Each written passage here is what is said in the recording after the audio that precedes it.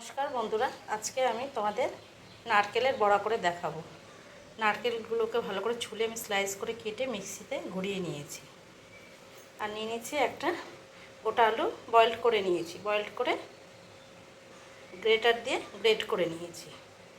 আর নিয়ে নিয়েছি অল্প একটু চিনি, চালের গুঁড়ো, বেসন, কালো জিরে, লবণ, হলুদ, লঙ্কার গুঁড়ো।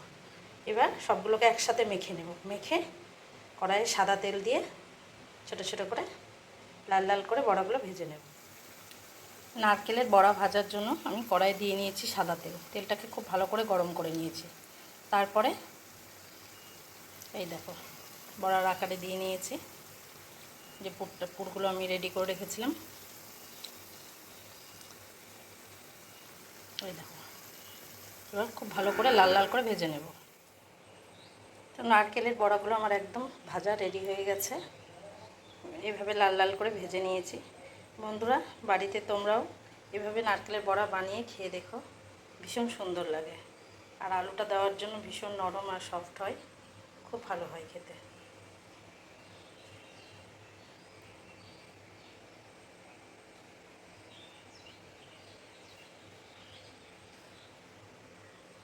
তোমরা অবশ্যই বাড়িতে বানিয়ে খেয়ে দেখো নারকেলের বড়া।